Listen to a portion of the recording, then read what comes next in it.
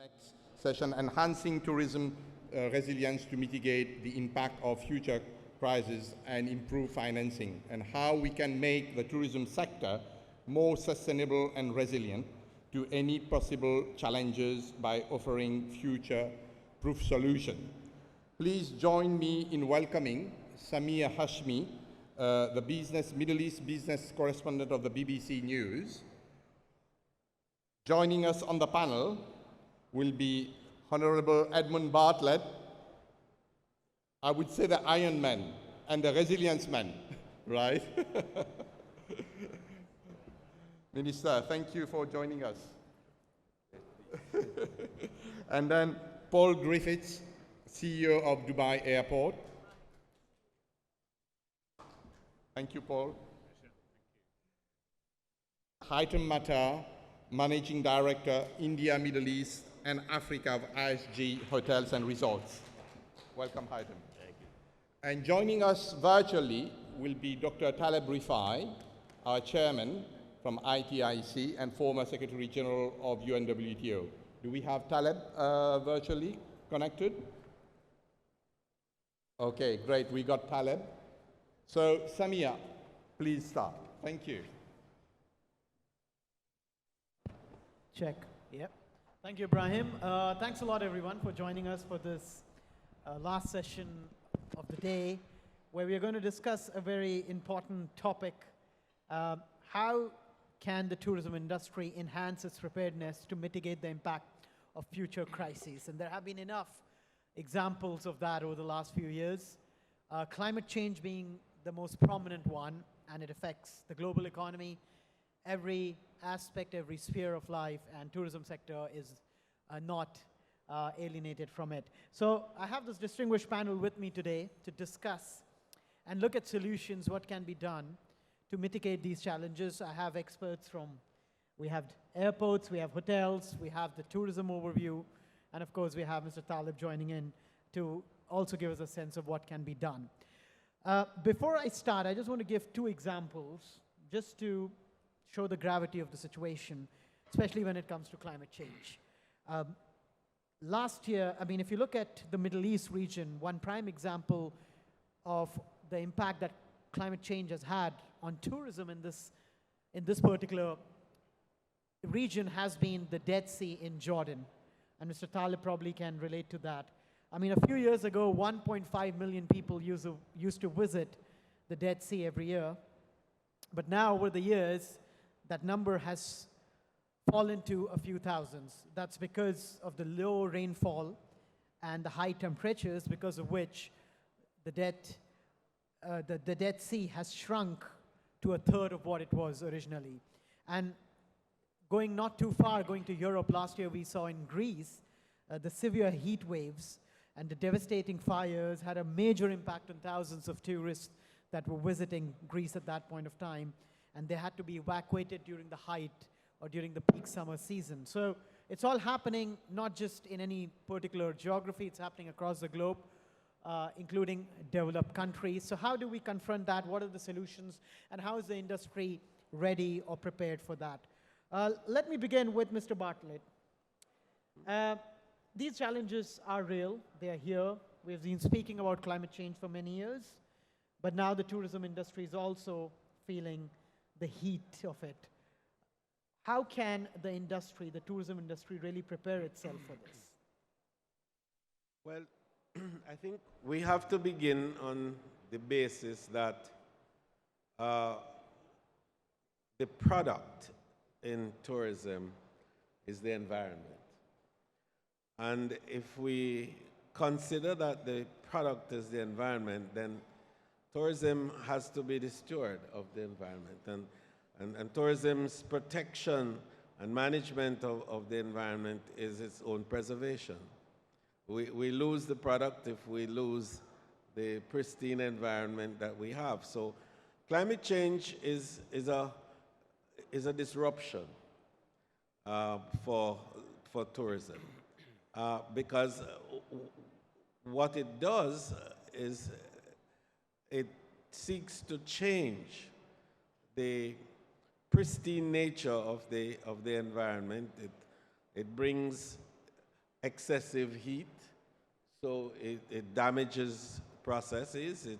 It enables a level of instability in travel based on aeronautic issues. It then deals with sea level increases, which impacts the coastlines and the tourism, especially for us in the Caribbean and the small island states in particular, are hugely dependent on the blue economy, so to speak, to enhance our own experiences. The beaches are the big attractions in countries like mine.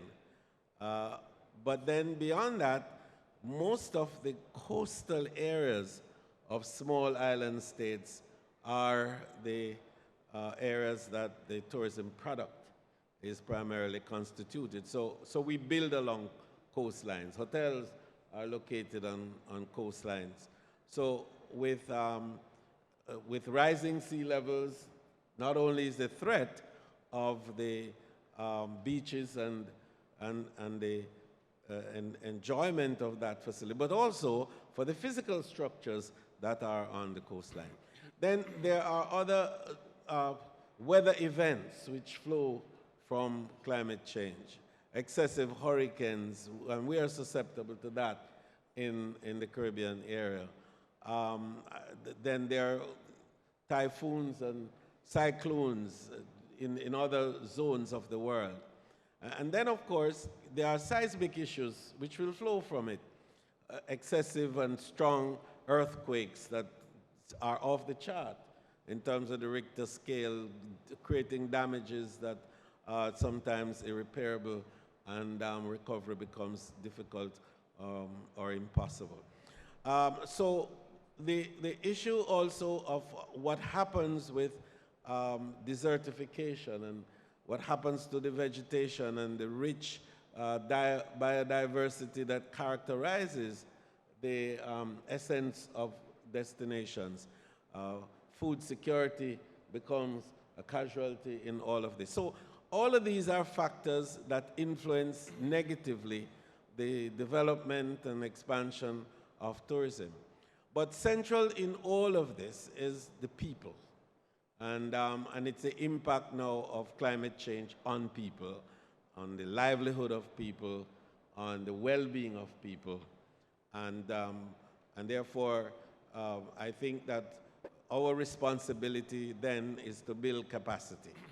How do we build an enablement on the part, first of all, of the people to understand the environment, to be able to manage climate change arrangements, to mitigate against disruptions that will flow from it, and then to recover quickly if indeed these events do happen, and to strive afterwards. And so within that frame, we discuss issues of resilience. And so whilst we look at sustainability issues as it relates to managing the environment and maintaining the pristine nature of it, we now have to look very seriously at building capacity to manage disruptions, because they will come. In the last 50 years, we've had 10 mega disruptions that we call the black swans. And these black swans have reflected themselves not only in terms of climate change activities, but man-made and human-induced disruptions. So tourism and its vulnerabilities then must respond. And it requires creativity, it requires a level of rigor. You know, we have to develop new ideas. We have to be adaptive. We have to pivot, and we have to respond positively and creatively, and to use the extent of our financial resources to do investment in building the capacity in these areas. It's a very tall and difficult order, especially for poor countries, for societies that have resource constraints, heavy resource constraints, and where the reliance on the environment is harder for the survival of those people than in some of the more developed and wealthier countries. So in the broad sense, therefore, tourism has to be a huge partner, a mega partner in enabling the management of our environment and the sustainability that influences. Thank you. Let me get in Paul here. Paul, I mean, the aviation ecosystem is changing, trying to adapt to the challenges of climate change and sustainability. From an airport point of view, if you can give us a perspective, how, like for example, Dubai Airport, are there some measures you all are taking, keeping in mind that these challenges could be here, and how do we deal with it? Any adapting yourselves to the realities on the ground? I think the driver for change within the aviation sector is incredibly strong. I think we're possibly risking what I would call customer rebellion, because a lot of other industries across the world are managing to adapt their business models really quickly. I mean, if you look at the automotive industry, electric cars, we could debate how actually sustainable electric cars really are if you take the embedded carbon of the entire production process. But the thing is, with aviation, we've got a fundamental problem. There's not too many industries that need to take their energy with them when they leave the ground. And of course, that is a really difficult technical challenge, because nothing is as dense in terms of energy as hydrocarbon fuel. And the difficulty now, of course, is that we're facing a generation of new customers who, by dint of their age, are going to be the consumers of travel and tourism in the future, that are far more aware, I think, of the environmental changes that travel and tourism is actually inflicting on the world. So we have to do something about this really urgently, because we will face otherwise a reduction in demand over time as people actually take what they feel is the most responsible outcome and limit their travel. Now, clearly, as an industry, we have to do something to counter this, and it is quite difficult. The challenge in the air is particularly difficult. However, there are two solutions. One is a long-term technical change where alternative fuels for powering aircraft will need to be found, alternative forms of energy production, whether that's hydrogen or, dare I suggest, even nuclear power for aircraft in the future. But for the time being, with the existing embedded technology, there is a way of producing a sustainable fuel, literally called sustainable aviation fuel, which, if produced in sufficient volume, would actually provide an answer to the carbon contribution from air travel. There's enough feedstock in the world, mainly plant-based, to produce enough sustainable aviation fuel for the entire aviation industry to become sustainable. But the thing is, can we produce it at scale? Who is actually going to produce it at scale? Because we can't rely on the fuel companies alone to do this, because clearly they have a huge embedded investment in conventional hydrocarbon fuels. So we're going to have to change the whole aviation supply chain to make use of sustainable fuel. And the other thing, of course, is long-haul aviation is responsible for a very small percentage of the total aviation activity, but a very high percentage of the total carbon emissions, because for every flight over 6,000 miles, you have to take 2 tons of fuel to burn to carry the 10 tons of fuel that you consume. So long-haul aviation is a particular problem. So we are in not a great place at the moment in trying to find a solution which I feel will be very customer-led without a technical solution in place. Sure, we can do things on the ground. We can change our entire fleet of airport vehicles to electric power. We can install, as we've done at DXB, a huge amount of rooftop solar panels which produce huge amounts of electricity to offset the consumption. We can do all sorts of small things, but nothing will actually, I mean, they may account for up to 10% of emissions, but the other 90% of emissions from aviation produced by burning jet fuel is the really big elephant in the room that we have got to tackle both in the short term and the long term. And my fear is unless we accelerate the pace of change, our consumers will start voting with their feet and elect not to travel as much as they have done in the past. So everything the Minister said about sustainability of the destination is absolutely right, but the sustainability of the travel method to get there is a large problem and a very urgent problem that we have to solve. I want to get Haitham in over here.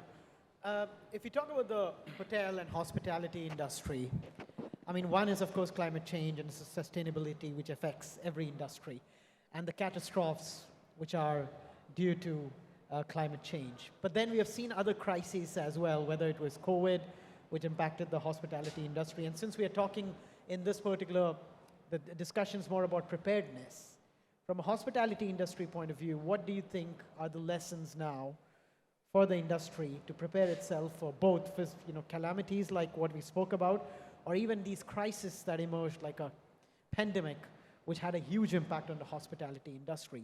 And also, how does this impact the financing model for the hotel industry? How does it become more resilient where it remains an attractive investment proposition? Well, look, I think to start with, the hospitality is too big to fail. Hospitality has been through several crises in the past and has managed to bounce right back. I think the key thing here between crisis and resilience, and there's a variance between the two that we sometimes often kind of mix the things up. And Minister Edmund alluded to that earlier. If you think about crisis as the fact where businesses are forced to find solutions, to adapt, and to manage their way through innovation, right, out of a crisis. Whereby in resilience, it's beyond responding and beyond recovery. It's the ability to actually evolve and plan to have a direction and a path for business to continue to grow and evolve. So this is a major difference between crisis and resilience, and we sometimes tend to mix the two. Tourism is responsible for 1 out of 10 jobs globally. So it's really important for the industry to remain resilient. And by planning and anticipating for future crises, COVID caught us all by surprise. We've been through other crises in the past, whether you mentioned the financial crisis in 2008, the foot and mouth disease, the ash cloud, and SARS, and so on and so forth. COVID came in and just really brought the industry to its knees. That impacted profitability, it impacted employment. The hospitality industry, unfortunately, was one of the first industries to either send people on furloughs or send people away on unpaid leaves, or actually, have lost team members. And now the industry is suffering to bring people back into the business. And in many occasions, hotels are now understaffed with higher occupancies. So looking at the financial model, for example, and a hotel business agreement, management agreement, that really has a clear set of financial terms, but also includes a area where, or a clause where an investor has to actually set aside funds for what we call FF&E. So that's the fixtures and equipment that you need to renovate after time. Now, this is a percentage of the total revenue that gets set aside, and after a 5-year term, for example, you review the status of the property, and then you've got funds set aside for you to actually renovate. And what I think the industry needs to do is plan for crisis. So in the same way we plan for renovation, we plan for a crisis, and set a fund, which is a percentage of revenue that is set aside, whereby if a crisis, God forbid, does hit, we're not suddenly short on cash. We're not suddenly short on cash flows, and we can't pay salaries and wages. And I think that given the fact that, some destinations focused on a balance between economy and healthcare. So take Dubai as a great model, if you like, where they really had a great balance act with making sure they had a great control on the pandemic and the spread, make a great control on vaccination, and at the same time, keeping the doors open for economic recovery. And hence, we now see recovery beyond 2019 results in the UAE overall. So when you look at the financials for Dubai hotels, it's such a great model where probably other destinations could find future solutions to build their resilience capacity, as Minister Edmund earlier said. It's really down to capability and building capacity for the future. I want to bring in Mr. Rifai, who's joined us virtually.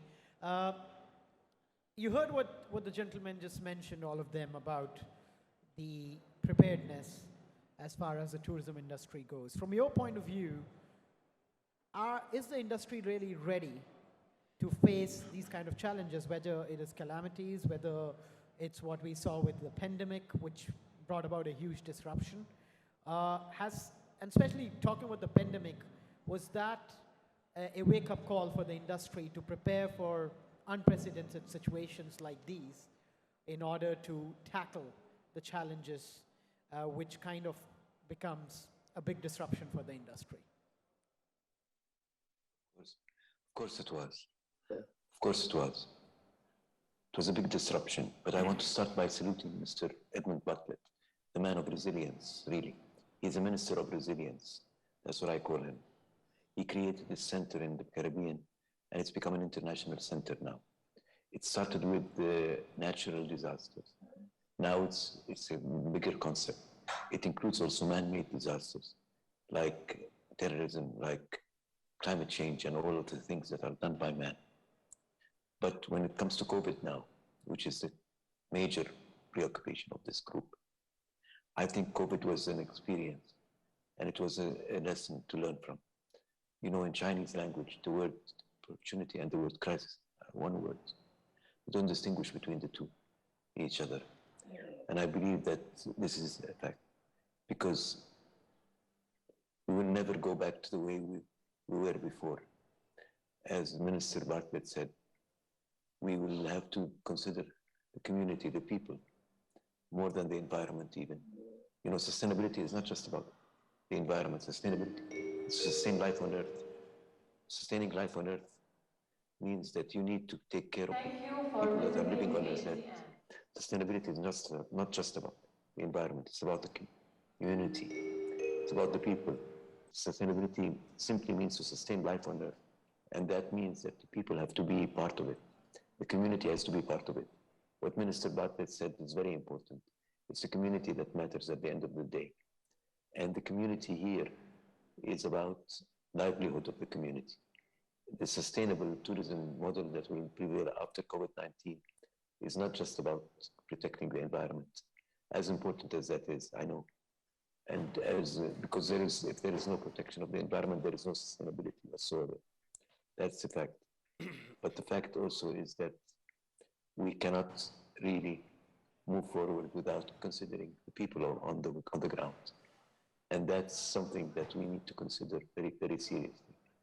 The issue of food, for example, the issue of how much does a tourist come and contribute to the local community. There are 4 lessons that we learned out of COVID. One is the importance of domestic tourism. Domestic tourism, we heard in our introduction today, the importance of it and the rise of it. Now it's important, although it's not really the tourism, though we know it, we don't even have a way of calculating it.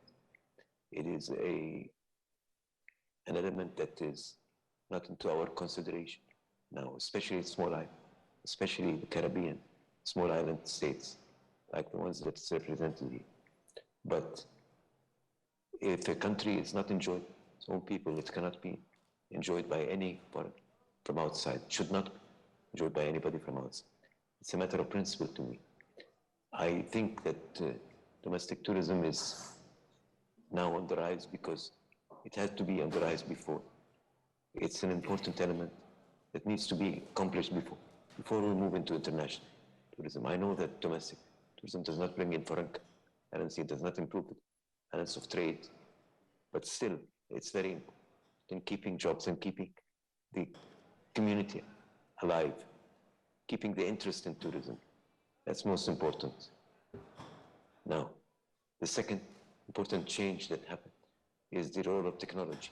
We're meeting here virtually. I'm speaking to you from the south of Spain, like I am with you. You're with me. My thoughts and my hearts are with you guys. And it's very important because that's the way future is going to be like. We're going to have to to resort to this new technology. My daughter lives in Dubai. She was married by Zoom. Now, how did that happen? We could not come to see her. At the time, I and her and the father of the group were sitting in Amman, Jordan, where we live. And she and her husband, future husband, of course at the time, were in Dubai. So we had to connect them via Zoom. We had the sheikh, the priest, on the third line connecting with us. This is a new norm that we have to live with. The third important change is that of training and retraining, because I'll ask you to hold that thought because I want to come on the solution specifically. I know you mentioned that.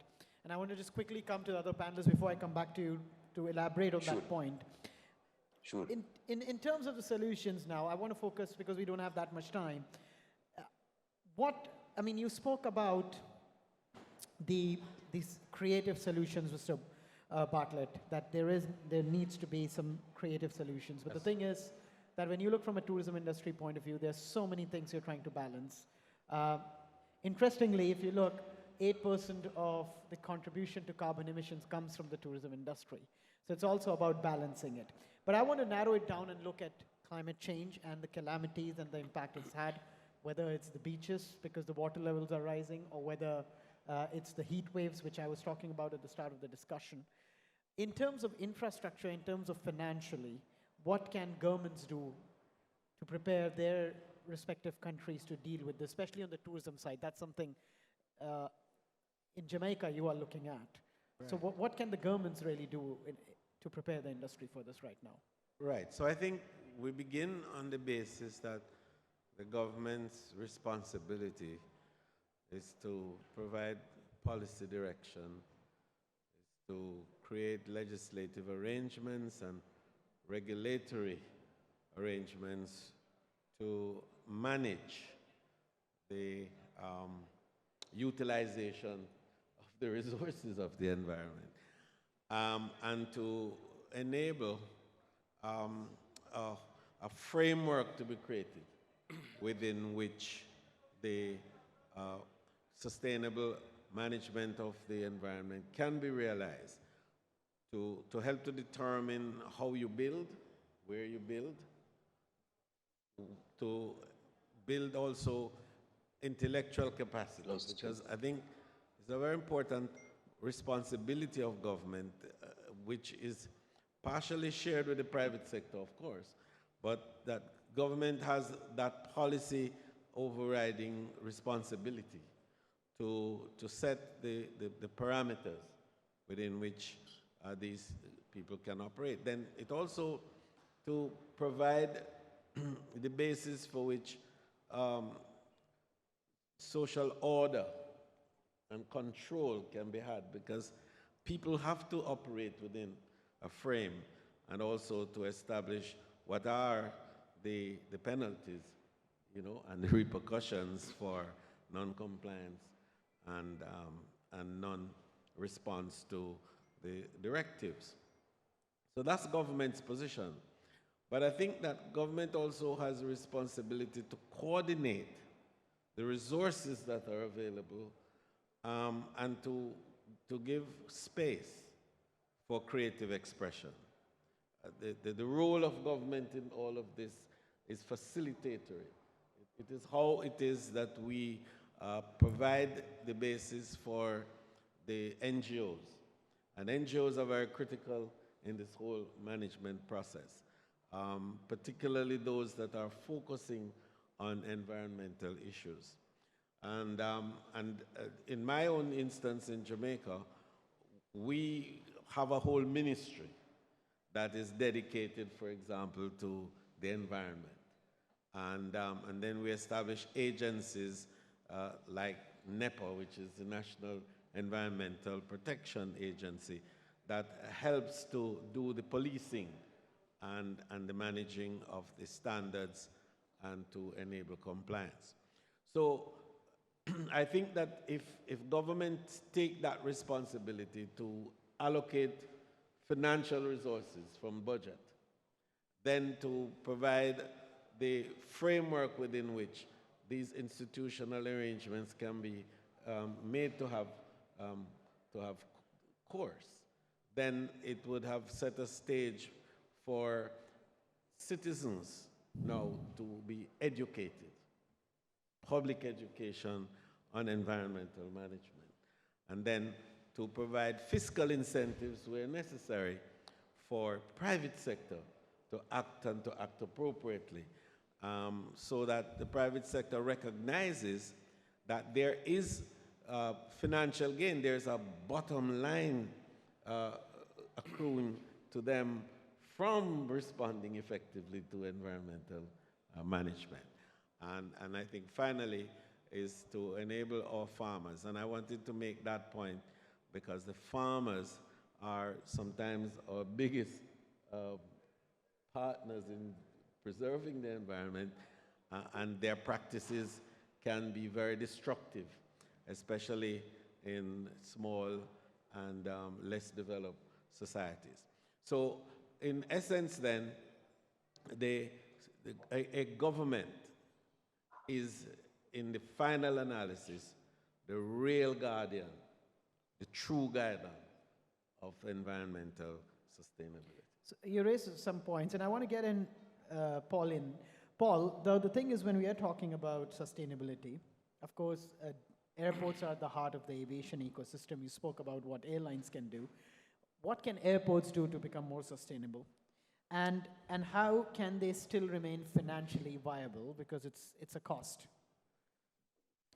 I think there's a sort of multi-layer issue here, and it's not just about the infrastructure. I think what the Minister said about partnerships is absolutely right, but one thing I think, and we referred to, I think the Minister again, you know, over the last 10 years, 50 years, there's been at least 10 global events where travel and tourism has been terribly adversely affected. And if you look at most of those events, what's been lacking in a recovery strategy has been real leadership. If you look at the issue that arose from the Icelandic volcano, we had chief executives of airlines going up into planes to prove that the atmosphere was safe to fly through, but no one on the ground was prepared to sign off and put their reputation on the line to take a risk that it was okay. And unfortunately, that sort of has been a common link through most of the crises that we've been through. And I think one of the lessons of COVID-19, and I would urge everyone to have a look at this on the net, and that is Bill Gates, I think more than 10 years ago, gave a presentation on the preparedness that America had for the event of a nuclear war. And he rolled onto the stage a huge, great oil drum which contained all the supplies necessary for a family to survive a nuclear holocaust. And then he proceeded to say, the next crisis the world will face will be a global pandemic. And what preparedness have we got that was similar to preparedness for a nuclear holocaust? The answer is none. But I think the thing is that I think this is where the problem is. The lack of leadership by those in power around the world has led us to where we were over the last 2 years. And what we have to do is take a little more notice of those that can accurately predict these things and to provide solutions to stop them becoming a problem. And I think it was one of the senior politicians in the UK to say that people are fed up with experts and their opinions. But the answer is, are we likely to be better led through a crisis through the experts who actually know something about how to analyze and predict what's going to happen and then propose a solution? Or are we going to listen to the so-called experts on Twitter and social media who have got all sorts of solutions through, you know, homeopathy and other things to get rid of a pandemic, and those that actually deny that it occurred in the first place?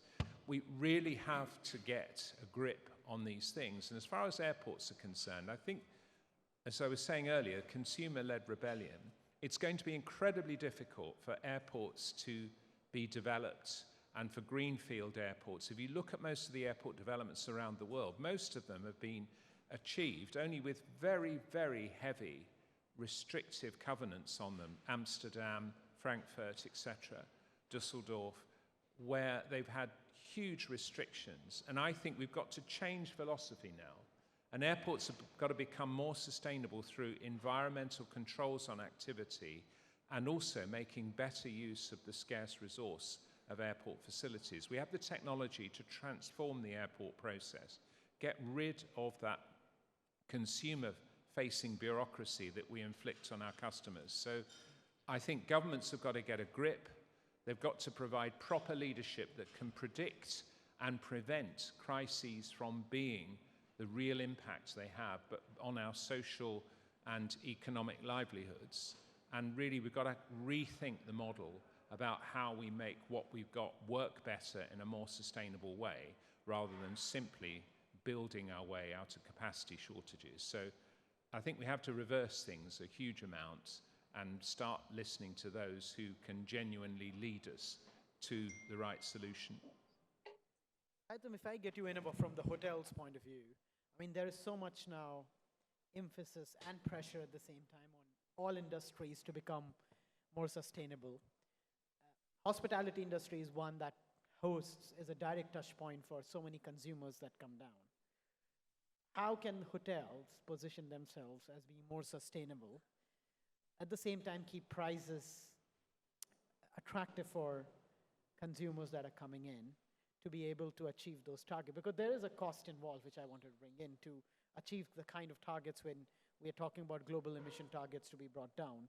Hotels are also part of that tourism industry. How do you see that balancing act? Is it, how big a challenge is that to achieve? Yeah, certainly challenging. However, I think, look, the hospitality industry certainly has the largest carbon footprint, unfortunately. Also, statistics show that visitors consume 10% more energy than residents. It's obvious when we stay in hotels, we have our towels washed every day, we leave the TV on, and we take showers multiple times a day. When you're at home, you certainly don't do that. What we need to think about are things like leaving the TV on for an hour that consumes about 9 tons, or emits 9 tons of carbon emission. That is equal to a petrol vehicle driving for about 22,000 miles. That's the sort of impact on the environment the industry has, the hospitality industry has. With that, ISG, as a response, has launched what we call the Journey to Tomorrow 2030. This is a responsible business action plan. It's a 10-year action plan to 2030. And it really focuses on people, focuses on the community and planet. And some of those actions where we've started to really focus on and hone in is looking at people and actually promoting well-being at the workplace for people with communities. We've looked at how we could improve the lives of millions through tackling food poverty, but also providing disaster relief, and also providing training on and upskills on people managing crisis and managing sustainability in a way that really supports the industry as a whole. But also on planet, ISG has launched a number of initiatives, including what we call the Green Engage. Green Engage is about 200 actions for general managers at hotels that help them reduce their energy consumption, energy costs, but also brings in hotel guests to be part of that journey as well and contribute to the carbon emission and energy reduction across their touch points of the customer journey in a hotel. We've also collaborated with a company called Winnow. Winnow is a great tool that actually takes mirror images of everything we throw in a bin in terms of food. And let's take oats, for example. So every time you throw oats in a bin, it takes a mirror image, but also gives you a weight of how much oats you've thrown. At the end of the day, you get a report of everything that you've thrown in that bin. And let's say you've thrown 100 liters of oats. That immediately triggers an action with the food and beverage team to remove the oats from the buffet and then have it in as a portioned item on a menu. So we're now looking at menu engineering that reduces food waste, but also still gives the option for a portioned item on the menu. Now, what does that mean? I'll give you an example of one hotel that actually worked with Winnow. They've saved $65,000 in food waste in 1 year. To me, that is not $65,000. That's 65,000 meals. And the reason is there are countries that actually have a dollar a meal, right, a day, which is absolutely where we need to be thinking, and not necessarily just on the cost and the food cost, but how do we contribute to saving the planet and also contributing to the community. And how much, I mean, one quick follow-up on that, in terms of, I mean, the food one was a good example, but in terms of the energy targets you have set for yourselves, how long do you think this will take practically to be achieved? 10 years, is it a reasonable time frame? Look, the 10 years is an action plan, right? The 10 years has the 17 sustainable goals the UN WTO launched in 2017. We've adapted these goals within our journey to tomorrow. So when we look at planet, people, and community, and we look at these 17 goals, which look at zero poverty, they look at preserving culture and heritage, they look at protecting life underwater and life above. All these actions within our journey to tomorrow, it's a 10-year plan, but we're seeing already results out of these, especially with Green Engage, out of these actions immediately. Green Engage is an immediate action where it doesn't really stop at changing lights to LED lights, but it goes far beyond that.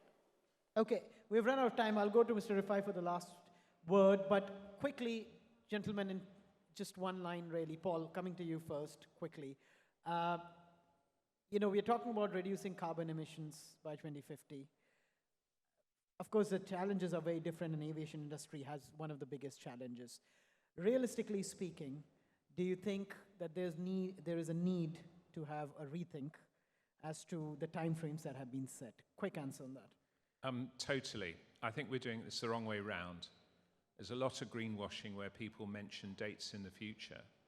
I think we should do this the other way round, and that is, what can we do today that will put the building blocks in place to be able to have a reliable prediction of getting rid of carbon from our industry within the shortest possible time. That's what I prefer to see. And Minister, in short, what do you see as the biggest challenge from a government point of view? Just one point I mean, there are many challenges, of course, when you're dealing with preparing yourselves for climate change and all these crises. One big challenge. Is it money? Is it the infrastructure? Well, I think the biggest challenge is the human presence. The fact that we do have a population issue that we have to deal with. And if we were to go even from the Malthusian doctrine, we have an issue where our presence as a human family and our demand for resources are getting beyond the capacity of the universe to respond to. So the real challenge is, how do we create the capacity through technology and through human ingenuity, which relates a little to the machine intelligence that we're creating and our own human intelligence. The challenge is to create that balance, which is going to enable us to not just survive, but to be able to thrive in the future. Technology. Mr. Rifai, coming to you for the final word. We've run out of time, unfortunately. I mean, I'm going back to how we started this discussion. A tourism industry, I mean, has faced many crises. We spoke about COVID, we spoke about the financial crisis, and we spoke about calamities. Going ahead, what do you see as the biggest challenge for them to achieve or be ready? Because it's such a vast industry, and even if you take one problem, which is climate change, how do they tackle that? One big challenge on that front, and how can that be addressed? Short answer, please. Okay. The biggest challenge at all is how the governments work together. Because without working together, climate change and COVID doesn't recognize borders. It is not yet how, the name of the game is not how each government can do it to best on its own. It's how can we cooperate together? Because travel and tourism has a lot to do with sending people and receiving people. We cannot really get into any final solution without having the governments of the world cooperating together. It's in the hands of governments, without doubt. As the minister said, as Paul said, I think that governments need to work together because the multilateral system is not functioning the way it should do. Look at the EU, for example. The EU has 4 systems now in dealing with COVID. One system is blockouts. Another system is quarantine. The third system is vaccination. The fourth system is testing upon arrival. Now, each one of those is a policy of its own. You cannot have one person traveling from one place to another with two different systems. I think Paul understands this very well. And it's connecting the people and the places and the experiences together. That's the main challenge. I think governments need to start learning how to work together. The name of the game is not how to do a very good job on your own. The name of the game is how to coordinate with your neighbors first and then the international community. Thank you very much. Well, thank you for your thoughts, and thanks a lot to the distinguished panel for sharing Thank their you. thoughts on such an important subject. A lot has been done, but a lot more needs to be done. Thank you so much for joining us today. Thank you. Thank you.